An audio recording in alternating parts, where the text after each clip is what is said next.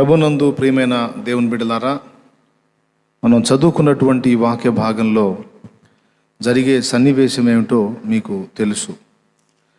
మస్తు సార్లు మీరు విని ఉంటారు. దైవజనులు ప్రసంగాల్లో చెప్పగానేమి, టీవీలలో వాక్యం ద్వారా అయితేనేమి, ఇక్కడ కూడా నేను చెప్పగా కూడా మీరు విన్నారు. గాతు ప్రాంతానికి చెందిన ఫిలిస్తీయుడు ఈ గొల్యాత్ అనేటువంటి వాడు ఆ టైంలో ఇశ్రాయేలు జనాంగాన్ని సౌలు రాజుగా పరిపాలిస్తున్నాడు. ఆ పరిపాలన సమయంలో ఫిలిస్తీయులు ఇశ్రాయేలు మీదకి యుద్ధానికి వచ్చారు. ఆ యుద్ధానికి వచ్చినప్పుడు అక్కడ ఒక లోయ ఉంది. ఆ లోయ దగ్గరికి వచ్చారు వాళ్ళు. లోయకు ఆ ప్రక్కన ఫిలిస్తీయులు, ఈ ప్రక్కన ఇశ్రాయేలీయులు. ఇద్దరు సై అంటే సై అనుకుంటున్నారు. యుద్ధం జరిగితే, ఇద్దరు ముఖాముఖి తలపడి యుద్ధం జరిగితే అది ఎలా ఉండేదో, ఇశ్రాయేలీయులు ఊహించని పరిణామం అక్కడ ఒకటి ఎదురైంది. ఇశ్రాయేలు జనం ఎదుటికి ఫిలిస్తీన్లలో నుండి ఈ గొల్యాత్ అనేవాడు వచ్చాడు. వీడు 6 మూరల జానెడు. 6 మూరలు అంటే ఒక మూరకు వచ్చి అడుగున్నర మన లెక్కలో. కానీ ఒక ఇశ్రాయేలీయుని మూర అప్పట్లో 22 అంగుళాల వరకు ఉంటుందని నేను చదివాను. 6 మూరలు 22 అంగుళాలు అంటే ఇంకా 2 అంగుళాలు తక్కువగా 2 అడుగులు మన లెక్క ప్రకారం. 6 మూరలు అంటే మన లెక్క ప్రకారం మూరకి 18 అంగుళాలు, అడుగున్నర. నా మూర ఇంకో కొంచెం ఎక్కువ వస్తుంది, అడుగున్నరకి పెంచి వస్తుంది. అట్లాగా దాదాపు వాడు ఆ జానతో కూడా కలుపుకుంటే 11 నుంచి 12 అడుగుల దాకా ఉన్నాడు పొడవు. అంత పొడవు అయినటువంటి మనుషుడు ఇశ్రాయేలు జనాంగం అందరి ఎదుటికి వచ్చి రాజుతోనూ ప్రజలతోనూ అంటున్నాడు, సైన్యం కలిసి కొట్టుకొని అందరూ చచ్చే కంటే మా వైపు నుంచి నేను వచ్చాను, మీ వైపు నుంచి ఎవడైనా ఒక యోధుణ్ణి పంపించండి, మేమిద్దరం తలపడతాం. నేను ఓడిపోతే మా వాళ్ళంతా మీకు దాసులు అవుతారు, మీ వాడు ఓడిపోతే మీరంతా మాకు దాసులు కండి. అందరూ చచ్చే కంటే ఇద్దరు తలపడటం మంచిది కదా అని వాడు ఒక ఆలోచన చెప్పాడు. ఈ ఆలోచనను బట్టి ఇశ్రాయేలు జనాంగం ఆగిపోయారు. వాళ్ళ వైపు నుంచి ఒకడు ముందుకు వచ్చినప్పుడు ఈ వైపు నుంచి కూడా ఒకడు వస్తే బాగుండు కదా, సింపుల్గా అయిపోయిద్ది. ఇదే బాగుంది అనిపించింది వాళ్ళకు కూడా. కానీ వీళ్ళ వైపు నుంచి వాడి మీదకి యుద్ధానికి వెళ్ళేదానికి ఎవరికి ధైర్యం సరిపోలా. ఎందుకంటే వాడు మనుష్య జాతికి చెందినవాడిగా కనపడేట్లా రాక్షస జాతికి చెందినవాడిలా కనపడుతున్నాడు. దాదాపు 11-12 అడుగుల పొడవున్న ఒక మనిషి మన ముందు నిలబడితే మన పరిస్థితి ఏంటండి? కనీసం వాడి నడుము దాకా వస్తామా మనం? వాడి నడుము దాకే మనం వచ్చేది. అంత ఎత్తని, ఇంకా పెచ్చే ఉంటాడు. కాబట్టి ఎవరికి ధైర్యం చాల. సౌలు రాజు కూడా సర్దుకున్నాడు వెనక్కి. ఇశ్రాయేలు జనాంగం మొత్తంలో కూడా 1 అడుగు ఎత్తు సౌలు ఉంటాడు. ఇశ్రాయేలీయుడు 6 అడుగులు ఉంటే సౌలు 7 అడుగులు ఉంటాడు. ఉన్నాళ్ళందరిలోకి ఎత్తోడు సౌలే. సౌలు కంటే కూడా వాడు 4-5 అడుగులు ఎత్తున్నాడు. ఈయనపై వాడి మీద గలబడేదానికి ధైర్యం చాల. చేసేది లేకపోయి గుడారంలో కూర్చొని మీటింగ్ వేసుకున్నారు. ఎవడిని పంపిద్దామో, ఎవడు వెళ్తాడు అంటే ఆ రోజు గడిచిపోయింది, ఎవడెళ్ళలా. మరుసటి రోజు ఎవరన్నా ఒకడు ప్రేరేపించబడతాడేమో, వెళ్తాడేమో అని ఆ రోజు అప్పటికి 40 దినములు అయిపోయింది. 40 రోజులైనా ఒక్కడు కూడా ముందుకు రాలా. నేను పోతాను, వాడు రోజుకు రోజుకి వాడి మాటలు ఎక్కువైపోతున్నాయి. స్టార్టింగ్లో కాస్త మర్యాదగా పిలిచినోడు వీళ్ళు వెనక్కి తగ్గేసరికి ఎగతాళి చేయటం ఎక్కువైపోయింది. ఏంట్రా మీలో సరైనోడు ఒకడు కూడా లేడా? అందరూ దద్దమ్మలేనా? ఒక్కడన్నా లేడా ధైర్యవంతుడు? పిరికి పందల్లారా రెండురా నాతో తలపడండి ఎవడైనా ఉంటే అని వీడికి ప్రగల్భాలు ఎక్కువ చేశాడు. వాడు ఎప్పుడైతే సైన్యంలోంచి ముందుకు వచ్చి సవాలు విసురుతాడో ఇశ్రాయేలు జనం మొత్తం, ఈ సైన్యం మొత్తం చెదిరిపోతున్నారు. వాడు జనంలో ఉన్నంత వరకు, సైన్యంలో ఉన్నంత వరకు, వాడు బయటికి రానంత వరకేమో వీళ్ళు యుద్ధానికి డి అంటే డి అంటున్నారు. వాడు ముందుకు రాగానే వీళ్ళు ఇటు పడ్డాడు అటు పరిగెత్తుతున్నారు. వాడి చేతిలో ఈట పొడవు ఉంది, వాడి పర్సనాలిటీ హెవీగా ఉంది, రాక్షసాకారం కలిగి ఉన్నాడు వాడు. పైగా వాడు అంత పర్సనాలిటీ ఉండి కూడా పైనుండి కింది దాకా కవచాలు పెట్టుకున్నాడు, రాగి శిరస్త్రాణం పెట్టుకున్నాడు, మైమరువులు దొడుక్కున్నాడు, అన్నీ పకడ్బందీగా ఉన్నాడు. దూరం నుండి ఈటతో కొట్టి చంపుదామన్నా కూడా అవకాశం లేదు. ఈట ఎక్కడ విసరాలి? నిలువెల్లా కవచాలు ధరించుకొని ఉన్నాడు. ఏ కోణంలో ఆలోచించినా ఎవరికి ఏ ఆలోచన తట్టట్లా, ధైర్యం చాలా. వాళ్ళు తిట్టించుకుంటున్నారు, దేవుణ్ణి కూడా తిట్టిస్తున్నారు. 40 రోజులైంది. దేవుడు వాళ్ళకి అవకాశం ఇచ్చాడు 40 days. ఎవడన్నా శత్రువుని నా దృష్టితో చూస్తాడేమో, వాడి విషయంలో నాలాగా ఆలోచిస్తాడేమో అని దేవుడు ఎదురు చూశాడు 40 రోజులు. రాజు స్పందించలా, సైన్యము స్పందించలా, ఎవరు కదల్లా. 40 రోజులు అవస్తుంటే యెషై కొడుకులు కొంతమంది ఆ యుద్ధంలో ఉన్నారు. దావీదు గొర్రెలకు వెళ్తున్నాడు. ఆ రోజు యెషై తన కొడుకుని పిలిచాడు దావీదుని. మీ అన్నోళ్ళు యుద్ధానికి వెళ్ళారు, యుద్ధం జరిగిందా ఆగిందా ఏం తెలియలేదు, సమాచారం రాలేదు. ఇదిగో నువ్వు వెళ్ళి అన్నోళ్ళ దగ్గరికి ఈ ఆహార పదార్థాలు వాళ్ళకి ఇచ్చి ఆ యుద్ధ సమాచారం ఏమైంది తెలుసుకొని రాయా దావీదని పంపించాడు దావీదుని. ఈ దావీదు బయలుదేరాడు. కరెక్ట్గా దావీదు ఈ ఆహార పదార్థాలు తీసుకెళ్ళి ఆ సామాగ్రి భద్రంగా కాచే వాళ్ళ దగ్గర అప్పచెప్పి వాళ్ళ అన్నయ్యళ్ళకి ఇవ్వమని, అక్కడ జయధ్వనులు మోగుతుంటే యుద్ధం అయిపోయింది కాబోలనుకుంటూ పోయాడు అక్కడికి. ఒకసారి అక్కడ ఆ సన్నివేశం ఒకసారి పైకి చదువమ్మా. దావీదు పోయేసరికి అక్కడ ఏం జరుగుతుంది అన్న సన్నివేశం చదువు చాలు.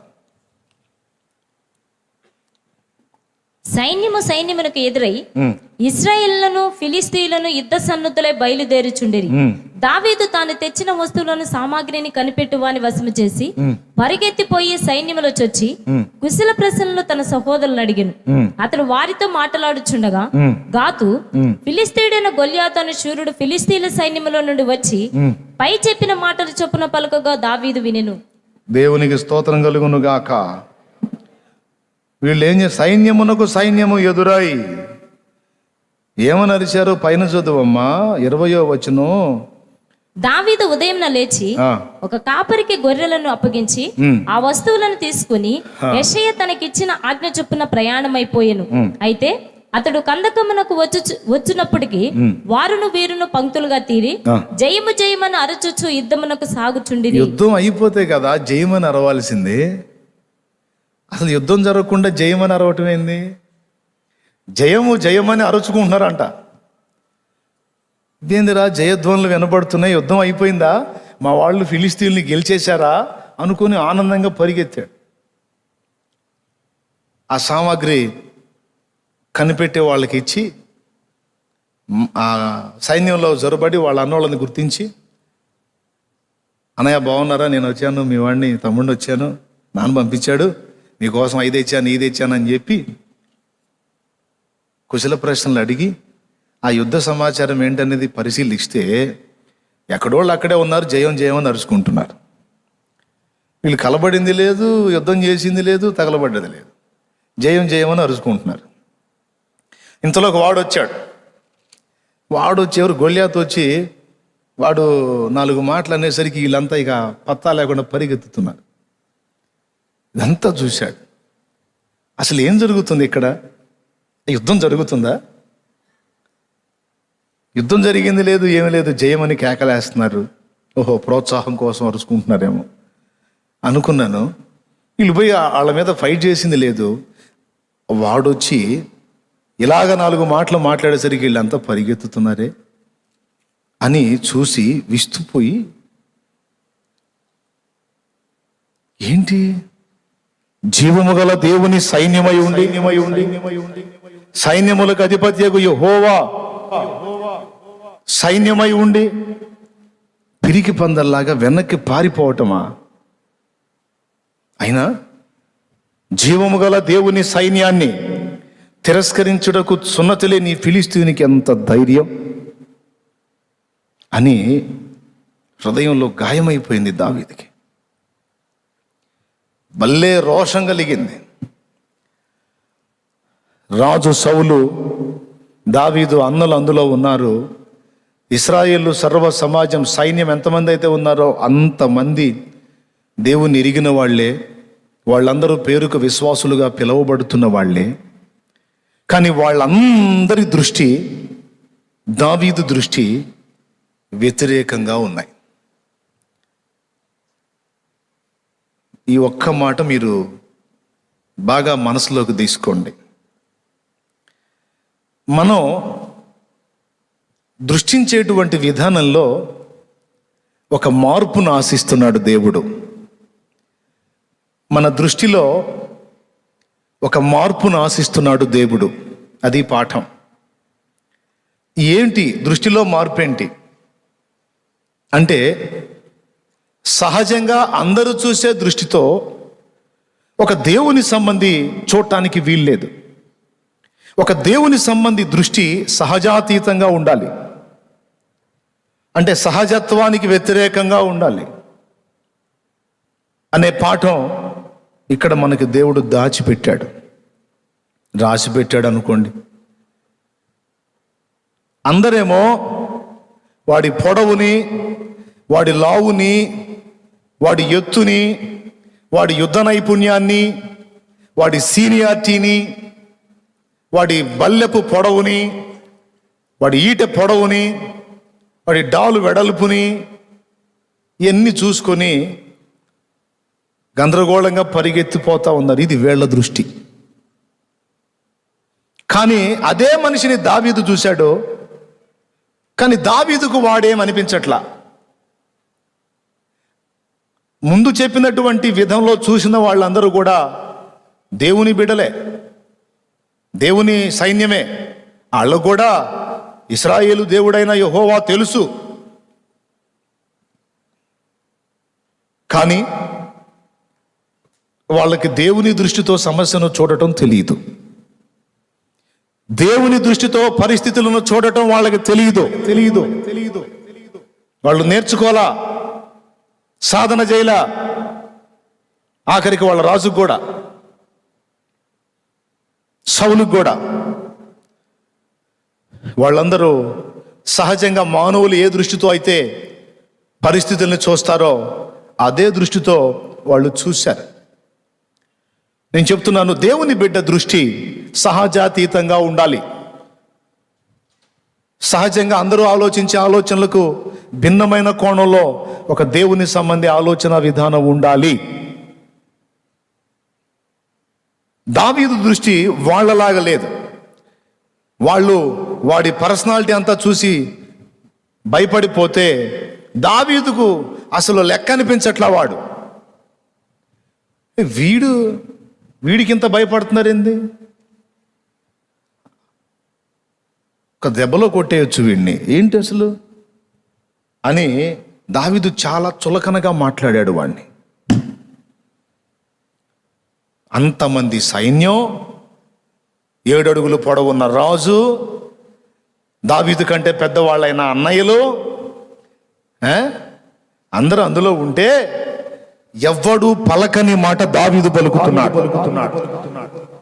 జీవము గల దేవుని సైన్యమును చదువు తిరస్కరించుటకు, జీవము గల దేవుని సైన్యములను తిరస్కరించుటకు ఈ సున్నతి లేని ఫిలిస్తీయుడు ఎంతటి వాడు. బాబా ఎంతటి వాడంటే 6 మూరల జానుడు ఉన్నాడని వాళ్ళంతా అదురుకొని వస్తుంటే వాళ్ళందరూ అదురుకున్న అతన్ని చూసి ఇతనంటాడు, వీడు ఎంత, ఈయనెంత, ఈయన పొడవెంత, మహా ఉంటే ఒక 5.5 ఉంటాడేమో అప్పటికి. చిన్న వయసు వాడు, కాస్త బాల్యప్రాయం దాటి కొంచెం యవన ప్రాయంలోకి వచ్చాడు. వాని పర్సనాలిటీతో పోల్చుకుంటే ఇతని పర్సనాలిటీ అసలు లెక్కలోది కాదు. అక్కడ 6 అడుగులు 7 అడుగుల వాళ్ళే వెనక్కి దగ్గర కూర్చున్నారు. ఈ 5.5 వాడు వచ్చి అసలు ఈడెంత అంటున్నాడు. ఆశ్చర్యం కదూ. సహజంగా ఆ మాట అన్న దావీదుని మిగిలిన వాళ్ళు ఎట్ట చూస్తారో ఒకసారి చెప్పండి నాకు. ఈ మాట దావీదు పలికాడు, ఆ మాట అన్న దావీదుని మిగిలిన వాళ్ళు ఎట్లా చూస్తారు, ఎట్లా ఆలోచిస్తారు? పిల్లోడు కదా, పిల్ల చేష్టలో పిల్లోడు కదా, ఆడిది పిల్ల బ్రెయిన్, పిల్ల ఆలోచనలో అని కొంతమంది వెటకారంగా మాట్లాడే వాళ్ళు ఉంటారు కదా. ఒకవేళ కొంతమంది దావీదుని అలా అనుకొని ఉండొచ్చు, పిల్లోడు కదా పిల్ల చేష్టలాగా మాట్లాడుతున్నాళ్లే అని. దేవునికి స్తోత్రం. పిల్లల దగ్గర ఉన్న విశ్వాసం మన దగ్గర ఎక్కడ ఏడిచింది అన్నయ్య? పిల్లల దగ్గర ఉన్న విశ్వాసం మన దగ్గర ఎక్కడ ఉంది అన్నయ్య? అవతారానికి పర్సనాలిటీలకి మనం ఉన్నాం కానీ, పేరుకు పెద్దలంగా ఉన్నాం కానీ, మనకన్నీ లాజిక్లు, మనకన్నీ డౌట్లు. మనకన్నీ డౌట్లు అన్నా, తర్కం ఎక్కువ మనకి.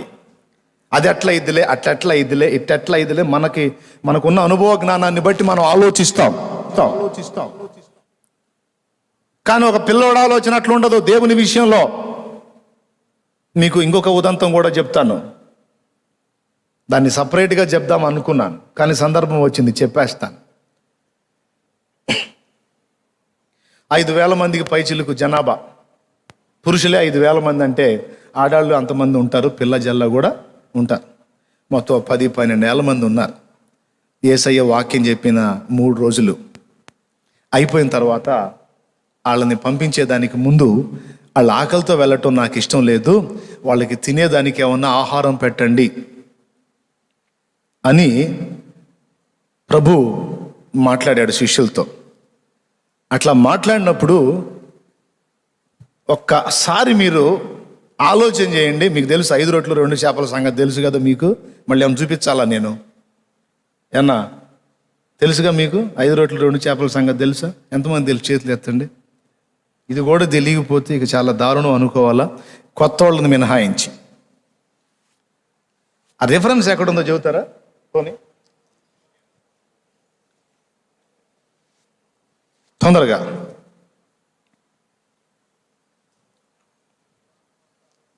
అరే యోహాను సువార్తలో ఉంది.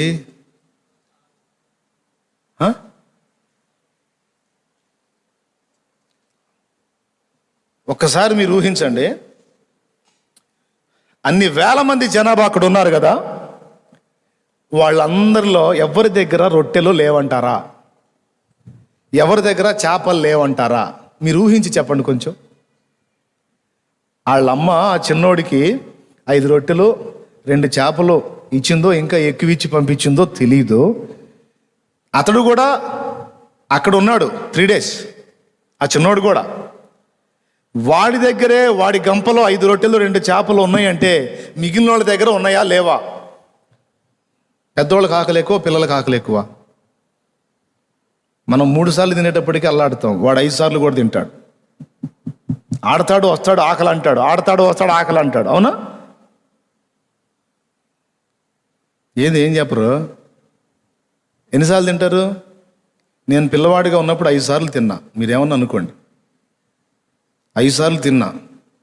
ఇంకా దొరికితే అదనపు మేత కూడా 6 సార్లు కూడా తిన్నా నేను. దాపరికమే ఉంది. మామూలుగా మనుషులు 3 సార్లు తింటా, నేను 5 సార్లు తిన్నా. స్తోత్రం, హల్లెలూయా. ఇప్పుడు 3 సార్లుకి వచ్చా. 5 సార్లు తిన్నా కూడా అరిగిపోయేది. పిల్లవాడి దగ్గర మిగిలిన ఈ రొట్టెలు అంటే మరి పెద్దవాళ్ళ దగ్గర ఉంటాయా, ఉండవా? మీరు నోరు తెరవడం, మీకు దండం పెడతాను, గట్టిగా చెప్పండి, మీరన్నా చెప్పండి. ఉంటాయా, ఉండవా? పిల్లవాడి దగ్గరే ఉన్నప్పుడు పెద్దవాళ్ళ దగ్గర ఉండవా? అది పాయింట్.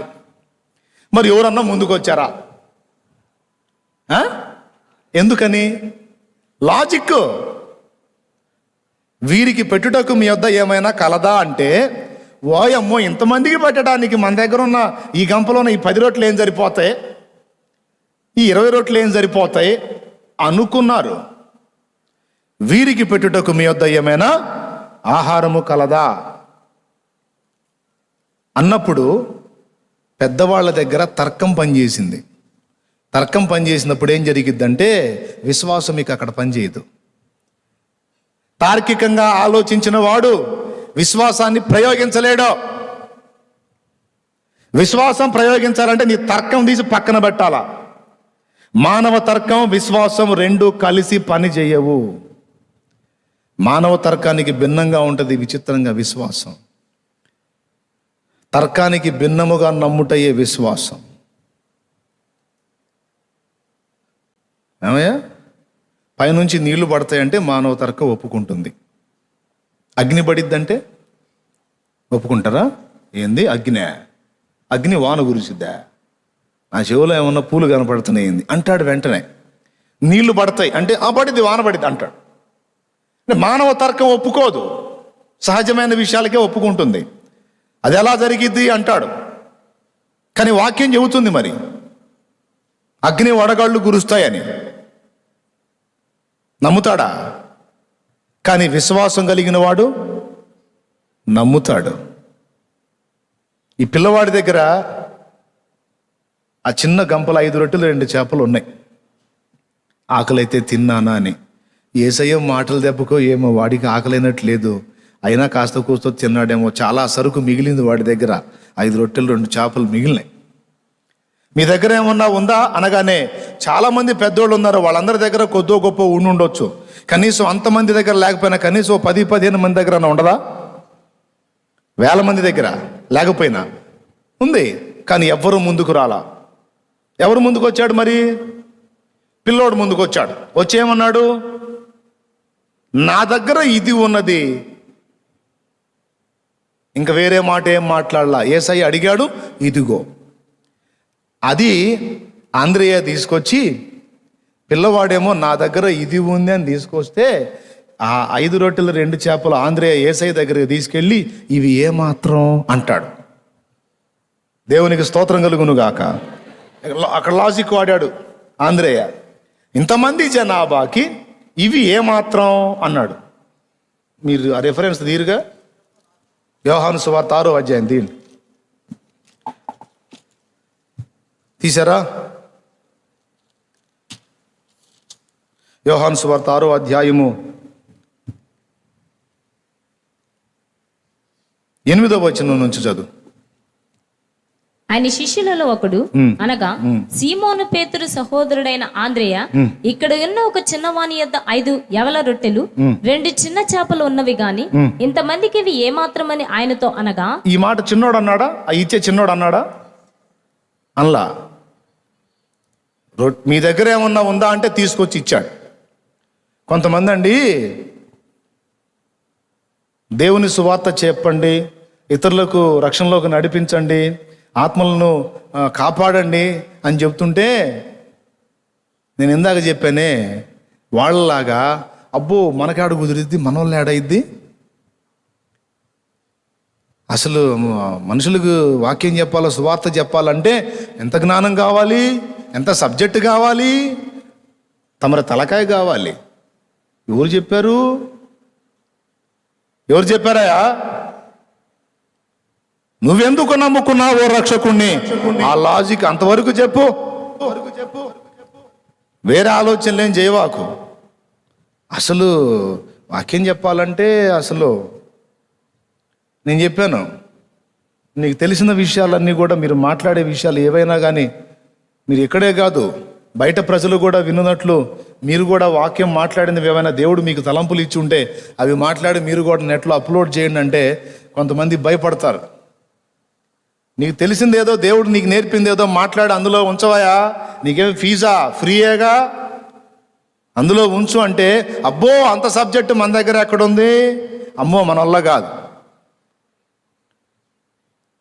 ఇంతమంది జనాభాకి పెట్టడానికి సరిపడా మన దగ్గర రొట్టెలు ఏడున్నాయి అని అనుకున్నోళ్ళు కొద్ది గొప్ప ఉన్నా కూడా దాన్ని బయట పెట్టలా. కానీ చిన్నోడు నా దగ్గర ఇదే ఉందయ్యా అన్నాడు.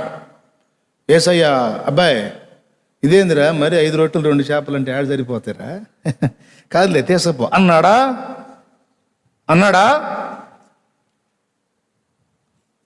శబ్బాష్, అందరూ కాస్తో కూస్తో కలిగి ఉన్న ఎవడో ముందుకు రాలేదురా, నువ్వు వచ్చావు, నీ దగ్గర ఉన్నది అదే చాలు. ఆ చిన్నవాడు ఇచ్చినవి మాత్రమే తీసుకున్నాడా?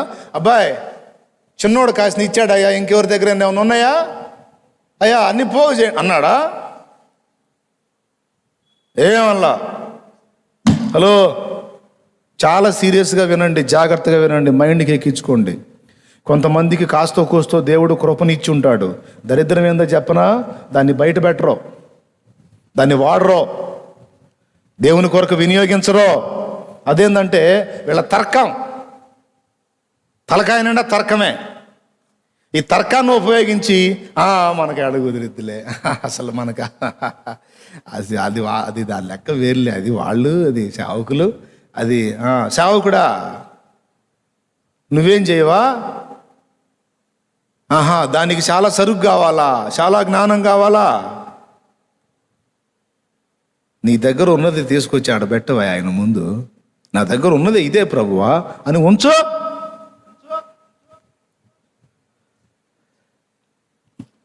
దాన్ని ఎలా చేస్తే అందరి కడుపులు నింపుతాయో అది యేసయ్య చూసుకుంటాడు. కొట్టరు మీరు, కోమాలోకి పోయారు. దాన్ని ఎట్లా చేస్తే అందరి కడుపులు నిండుతాయో యేసయ్య చూసుకుంటాడు. నీకెందుకు? నీకు దేవుడిచ్చింది ఏదో మాట్లాడు. ఎవరెవరినో చూసి అబ్బో ఆయనంతా ఈయనంతా ఆయనంతా అని ఎందుకు ఆగిపోయావు?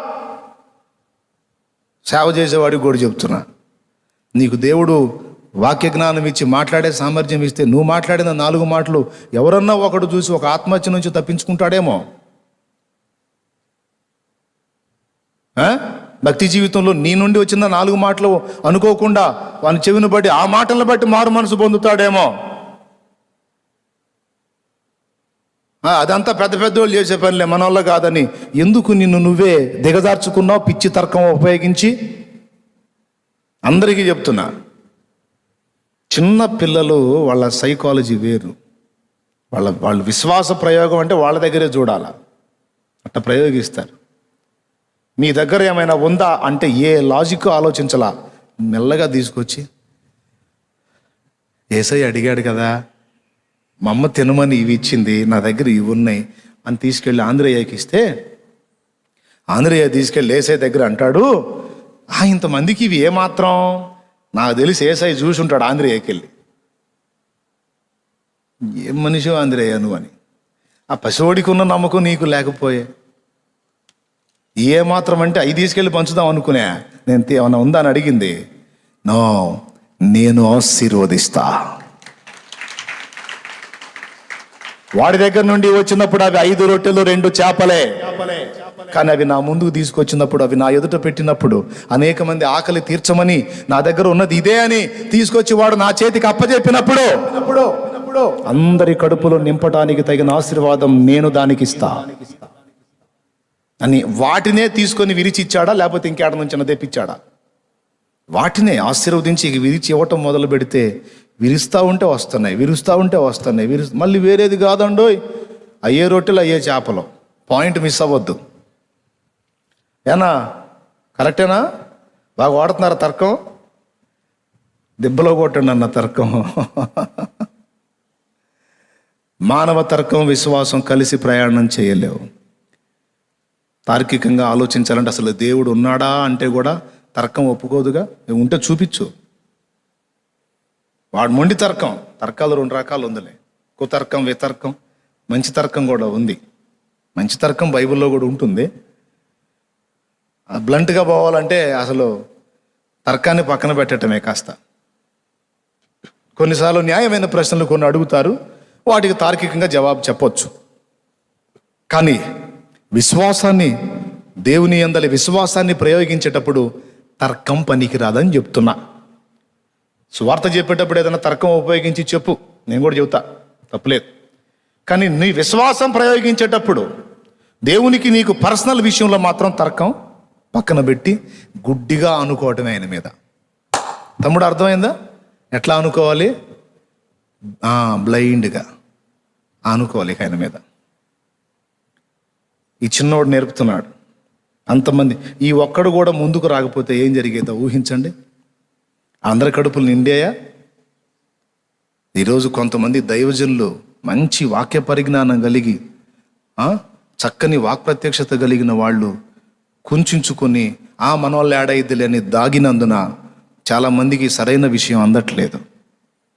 అందరూ గ్రహించాలి. మీకున్న సామర్థ్యాన్ని దేవుని ముందుంచి, దేవా నాకున్నదే నేను చెప్తున్నాను ప్రభా, అదే అనేక మందికి దీవెనగా మారేటట్టు చెయ్యయ్యా అని నువ్వు అనయ్యా, దేవుడు నిన్ను వాడుకుంటాడయ్యా. ప్రజలు నీకు భజన చేయకపోవచ్చయ్యా. నువ్వు వాక్యం చెప్పేటప్పుడు అందరికీ మళ్ళీ అనేక మంది నీకు లైవ్లోకి రాకపోవచ్చు, నీ ప్రసంగాలు వినకపోవచ్చు. కానీ విన్నవాళ్ళు కొద్ది మంది అయినా వాళ్ళు మేలు పొందుతారుగా. ఇతరులతో పోల్చుకొని ఘనతను ఆశించొద్దు. నీకు తెలిసినంత వరకు నువ్వు దేవుని ముందు ఉంచమ్మా. చలోనే, అంతేనా? అంతేనా? మన వాళ్ళు ఏడైతే అని ఊరుకుంటావా? నీకు తెలిసినంత వరకు నువ్వు దేవుని పని చేయాలి. వెళ్ళిపోతుంది ముందుకి దేవుని రాజ్యం. దావీదు దృష్టి, ఈ చిన్న పిల్లవాడి దృష్టి ఇతరులకు హాస్యాస్పదమేమో కానీ అది దేవుని దృష్టి. ఏ దృష్టి? దేవుని దృష్టి. వాళ్ళందరికేమో వాడు 6 మూరల జానడు కనపడితే అసలు వీడు ఎంత అన్నాడు ఆయన. మారొద్దు, మన దృష్టి విధానం మారాలి. పరిస్థితులను గురించి, నీ స్థితిగతులను గురించి, నువ్వు ఎదుర్కొంటున్న సమస్యలను గురించి, శోధనలను గురించి సహజంగా అందరూ చూసే దృష్టితో నువ్వు చూడటానికి వీల్లేదు. ఎందుకంటే నువ్వు ప్రత్యేకమైన వ్యక్తివి, నువ్వు ఆత్మ సంబంధివి, ప్రకృతి సంబంధివి కాదు, శరీర సంబంధివి కాదు. నువ్వు దేవుని ఆత్మ సంబంధివి కనుక దేవుని వలనే నీవు దృష్టించాలి, దేవుని వలనే నువ్వు ఆలోచించాలి. గొలియాత్ 6 మూరల జానుడు అయితే వాడు అంత పొడుగైతే మనుషులకు పొడుగు, దేవునికి పొడుగా? దేవుడు ఎట్ట చూస్తాడండి? అబ్బో వీడు ఎంత పొడుగో అన్నట్టు చూస్తాడు. ఆ దేవుడు ఏడిచాడు వెధవ. అవునా? అసలు ఆయన ఎక్కడా?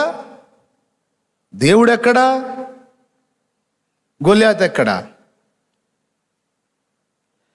తనను తాను చూసుకొని గొలియాత్కి వెళ్ళి చూస్తే వాడు అసలు ఎంతకు వస్తాడండి? వాడు అణువులో, ఒక పరమాణువులో 100వ భాగం వస్తాడా వాడు? పొడిసిటిలోన జలములను కొలిచిన వాడితడు, పర్వతములను త్రాసులో పూచిన వాడితడు. కుక్కిటలోన జలములను కొలిచిన వాడితడు, పర్వతములను త్రాసులో పూచిన వాడితడు. శూన్యములోన జ్యోతులను నిలిపిన వాడితడు, శూన్యములోన జ్యోతులను నిలిపిన వాడితడు. కొలపాత్రలోన భూమిని కొలిచి పోసిన వాడితడు, కొలపాత్రలోన భూమిని కొలిచి పోసిన వాడితడు. జగతి పునాదులు వేయబడక ముందే, భూమి ఆకాశము చేయబడక ముందే, ఉన్న దేవుడు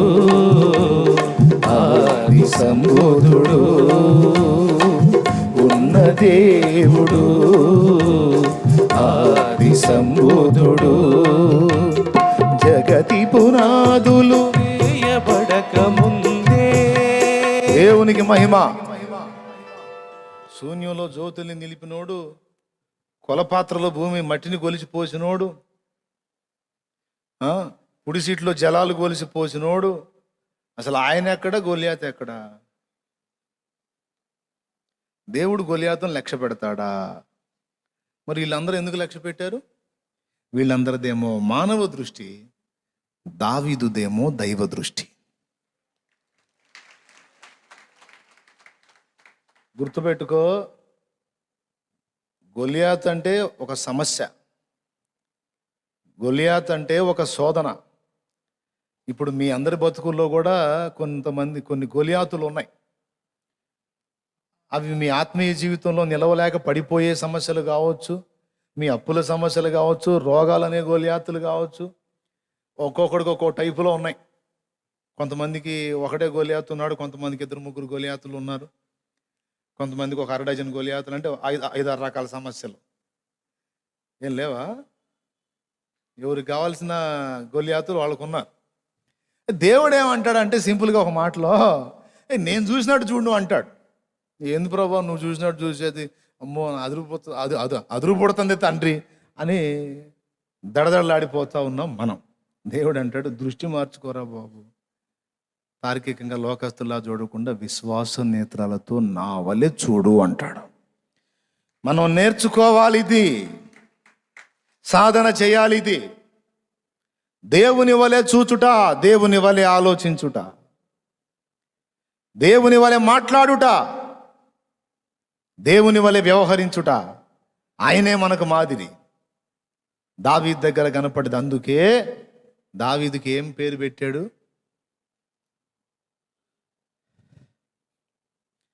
దేవుని చిత్తానుసారమైన మనస్సు గలవాడు. ఒక పరిస్థితిని చూసి దేవుడు ఎలా ఫీల్ అవుతాడో దావీదు అలానే ఫీల్ అవుతాడంట. అంటే తన వలె ఎవరు దృష్టించగలరో, తన వలె ఎవరు ఆలోచించగలరో దేవుడు కనిపెట్టాడు. అంతమంది సమూహంలో ఒక్కడంటే ఒక్కడు కూడా కనపడలా, ఒకే ఒకడు కనపడ్డాడు. అతడు దావీదు. తర్వాత ఇది అయిన తర్వాత ఇశ్రాయేలుకు దావీదే రాజయ్యాడు. దేవుని వలె చూడటం. దేన్ని?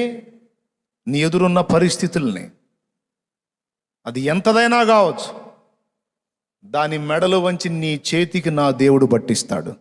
కొట్టు, దేవునికి మహిమ చెల్లించు గట్టిగా.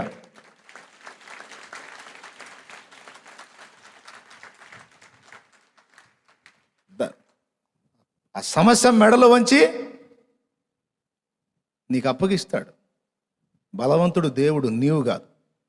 నీ బలాన్ని చూసుకుంటే నీ బతుకు, నా బతుకు అంతే.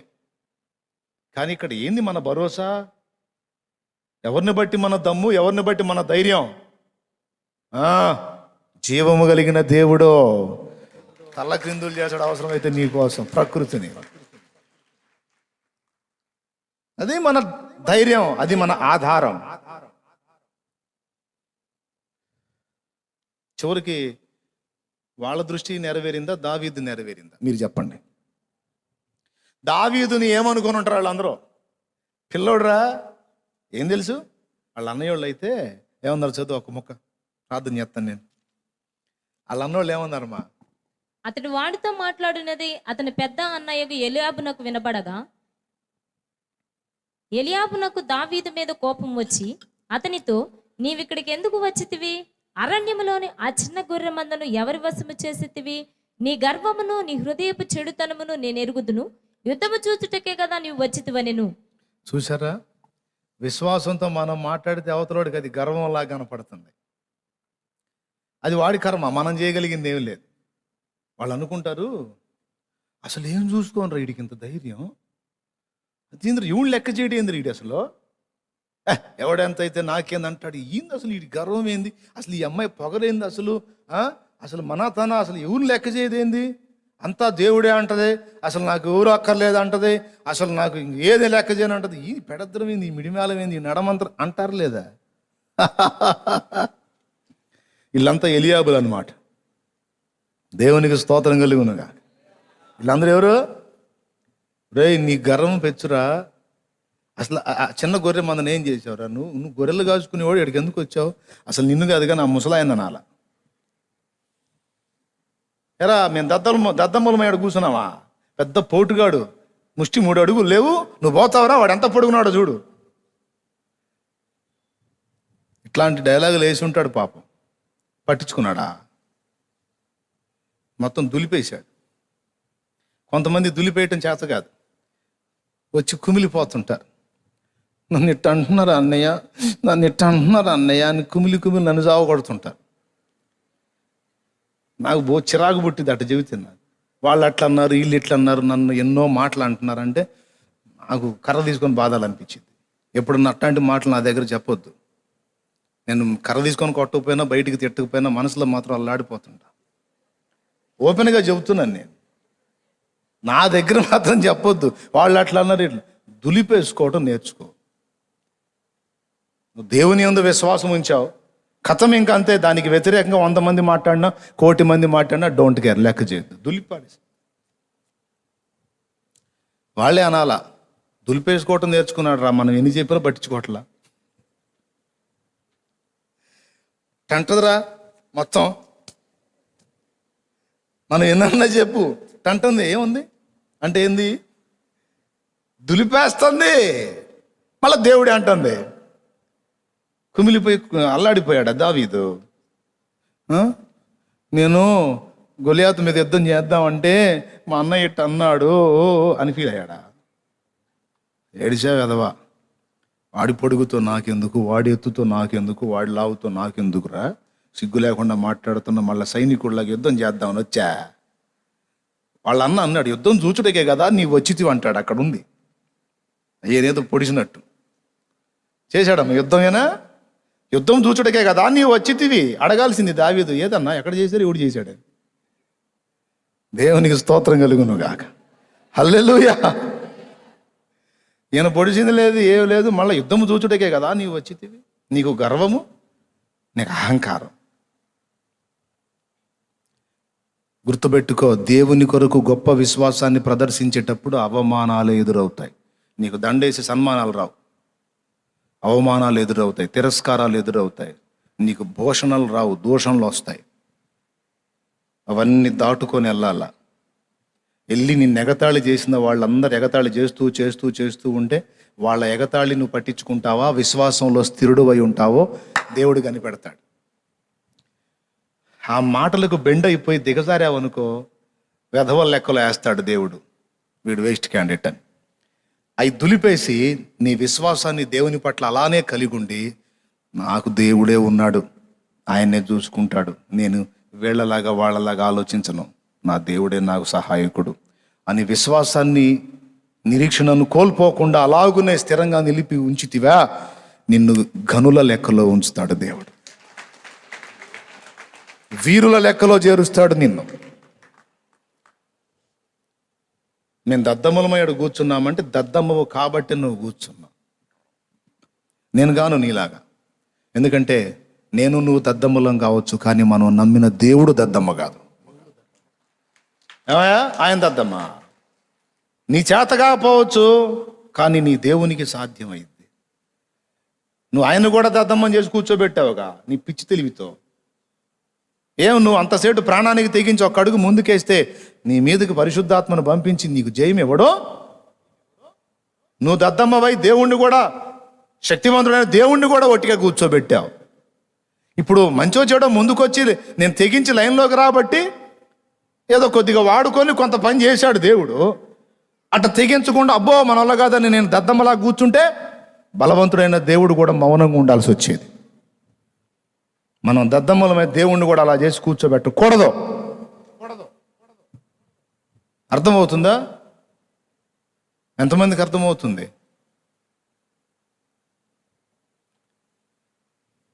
దావీదుకి ఇష్టం లేదు. వాడనే మాటలు వింటా నేను ఇంకా బతికుండే కంటే ఆ యుద్ధ రంగంలో చస్తే మాత్రమేమి నాకు, చంపితే దేవుడు నాకు సాయం చేస్తాడు, వాడిని వైనం చేస్తా, లేకపోతే ఆ యుద్ధ రంగంలో వీరుడిగా చస్తా. అంతేగాని నేను నా దేవుణ్ణి వాడు దూషిస్తుంటే చూస్తా, నేను ఊరుకోను. విమర్శిస్తుంటే నేను తట్టుకోలేను అని ఇంకొకటి దగ్గరికి వెళ్ళి అన్నాడు. మళ్ళీ వీడిని చంపితే ఏమి ఇస్తారని. ఒట్టిదే, ఎందుకు అనుకున్నా, ఆయన లేదో ఇస్తారని కాదు, రాజు దగ్గరికి విషయం పోవాలని. ఫస్ట్ వాడేమో అన్నకి చెప్పాడు, అన్నోళ్ళు తిట్టారు. తర్వాత విన్నోడేమో రాజుకు చెప్తే సౌలు దగ్గరికి పోయి అందించాడు. కుర్రోడు ఒకడు వచ్చాడు, బాలుడు, అవకాశం ఇస్తే తాను యుద్ధానికి పోతాను అంటున్నాడంటే సౌలు, అవునా 40 రోజులకు ఒకడు వచ్చాడా, రమ్మన్నా ముందుకు అన్నాడు. దేవునికి స్తోత్రం, హల్లెలూయా. అప్పుడు లైన్లోకి వచ్చాడు ఈ చిన్నోడా.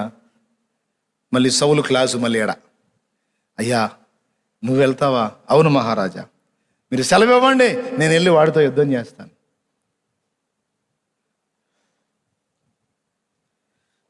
ఏం చేస్తుంటావు నువ్వు అన్నాడు. గొర్రెలు కాస్తుంటానండి. అది చిన్నవాడివి, గొర్రెలు కాస్తున్నావు, నీకేం తెలుసు? వాడు బాల్యము నుండి యుద్ధమందు నేర్పరి. వాడి ఈట ఎంత పొడుగుందో చూసావా అని వాడి కొలతలు, వాడి గొప్పతనం చెబుతున్నాడు. సార్ ఇవన్నీ నాకు ఎందుకు చెప్తారు, మీరు అనండి, నేను పోయి వాడిని వైనం చేస్తాను. నాకు ఇది కొత్త కాదు. ఎలుగుబంటితో ఫైట్ చేశా, సింహంతో ఫైట్ చేశా, సింహం నోటి నుండి, ఎలుగుబంటి నోటి నుండి నన్ను కాపాడిన దేవుడు వీణ్ణి కూడా నాకు అప్పగిస్తాడు. నాకు విశ్వాసం ఉంది. నువ్వు అనవయా, సిగ్గు లేకుండా 40 రోజులు దౌరిచ్చావు, 40 రోజులు బుద్ధిహీనంగా కూర్చోబెట్టావు, నువ్వు అను. అబ్బాయికి నా కవచాలు తొడగండి అన్నాడు. ఆయన 7 అడుగులోడు, ఈయనేమో 5 అడుగులోడు. ఎట్లా సెట్ అవుతాయి? ఒకటి సెట్ అవుతాయా? అవి తగిలితే ఈ బరువు ఎక్కువైంది. అయ్యా నీకు దండం పెడతా, ఇది తీయండి, మధ్యలో తెచ్చేటట్టు నన్ను తీయండి అని మొత్తం తీపిచ్చి. కవచాల భద్రత కాదు, యెహోవాయే నాకు కాపుదల. కత్తులు, కటార్లు, ఈటెలు కాదు, ఆయనే నా ఆయుధం. నా దగ్గర ఉన్న దాంతోనే నేను పోతా. చిన్నోడు అక్కడక్కడ అడక్కొచ్చావు, ఇచ్చాడు ఏసైకి 5 రొట్టెలు 2 చేపలు కాకుండా, అమ్మో అత్తే ఏమన్నా ఉంటే రొట్టె పెట్టండి అని అడక్కొచ్చి ఇచ్చాడా? వేరే ఆయన దగ్గర ఉన్నాయే తీసుకెళ్ళి ఇచ్చాడు. అట్లాగే దావీదు, నా దగ్గర ఉన్న దాంతోనే నేను పోతాను, దేవుడే దానిలో నాకు సహాయం చేస్తాడు. తన దగ్గర ఉన్న ఒడిసేలు తీసుకున్నాడు. వాడు మాట్లాడుతూనే ఉన్నాడు, మాట్లాడుకోరా వాగురా వాగు అనుకుంటా ఉన్నాడు. రాళ్ళు, నొందని రాళ్ళు, ఒక 5 రాళ్ళు ఏరుకున్నాడు. ఎందుకో తెలుసా? ఫిలిస్తీ సైన్యంలో ఈ గొలియాతు గాక అదే టైప్ వాళ్ళు ఇంకా 4 ఉన్నారు. చదవండి మీరు తర్వాత. గొలియాతు ఒక్కడే కాదు, ఆ టైపు ఎత్తర్లు ఇంకా 4 ఉన్నారు. మొత్తం 5. ఒక్కోడికి ఒక్కొక్క రాయి, 5 రాళ్ళు, నున్నని రాళ్ళు ఏరుకొని సంచిలో పెట్టుకొని రాయి ఒడిశాల్లో పెట్టి గిరగిరా తిప్పుతుంటే నేనేమన్నా కుక్కను అనుకున్నావా? కర్ర తీసుకొని వచ్చి వాడు, నేనేమన్నా కుక్కను అనుకున్నావారా అంటే, దాన్ని ఎందుకురా అవమానపరుస్తావు? అది ఫీల్ అయిద్ది ఆ మాట వింటే. నువ్వు అంతకంటే దారుణం, ఈ దెబ్బతో అయిపోయావురా నువ్వు అని కొట్టేశాడు. ఏం జరిగిందో మీకు తెలుసు. ఆ రాయి వాని నుదుటన దొచ్చెను కనుక వాడు బోర్ల పడెను. ఆయుధం లేదు, వాడి ఆయుధంతోనే వాని తల ఛేదించాడు. భద్రత లేదు, దేవుడే భద్రత. విశ్వాసము అది. దేవుని దృష్టితో పరిస్థితులను చూడటం అంటే ఆ కోణంలో చూడాలి. వాళ్ళు చూసినప్పుడేమో అది భయంకరంగా కనపడింది, దావీదు చూసినప్పుడేమో ఇది అంతా అన్నాడు. ఈరోజు నువ్వు ఎదుర్కొంటున్నటువంటి పోరాటం, శోధన, బాధ, సమస్య ఎలాంటిదైనా అది లోకస్తులకు గొప్పది కావచ్చు, నీకు గొప్పది కాదు. ఎందుకంటే నీ దేవుడు సార్వభౌముడో, సర్వాధికారే, చేయగలడాయన ఏ కార్యమైనా. పిరికి బంధంలాగా ఉండొద్దు, విశ్వాసము లేని మూర్ఖతరములాగా మనం ఉండొద్దు. పసిబిడ్డల వంటి విశ్వాసము కలిగి దేవ దృష్టితో ప్రతిదీ కూడా మనం చూచుట సాధన చేయాలి దేవుని వలె. ఈ సంగతి మీలో ఎంతమందికి అర్థమైంది? కొంతమంది చేతులు ఎత్తలు అర్థం కాలేదా? మీకు దండం పెడతా, నా వల్ల కాదు. చాలా స్పష్టంగా అర్థమైంది కదా. ఇప్పుడు మోకాళ్ళు వెయ్యి. నువ్వు ఏ దృష్టితో చూస్తావో, నీ పరిస్థితుల్ని ఎలాంటి సమాధానం నువ్వు పొందగోరుతావో, దేవుని కొరకు ఎలాంటి పరాక్రమం ప్రదర్శిస్తావో, నీకు తెలిసినంత వరకు ఎంతవరకు ఇతరులకు ఉపదేశం చేసి ఆత్మల్ని సంపాదిస్తావో. అయితే దుర్బోధ చేయకండి, సత్యం చెప్పండి. తెలిసినంత వరకు నీకున్నదాన్ని దేవుని ముందు పెట్టు, పరిచర్యలో వినియోగించో. దేవుడే అదనపు ఆశీర్వాదం ఇచ్చి వాడుకుంటాడు. విశ్వాసంతో ఆయన వైపు చూడు, ఆయన చూచినట్టు ప్రతి పరిస్థితిని చూడు.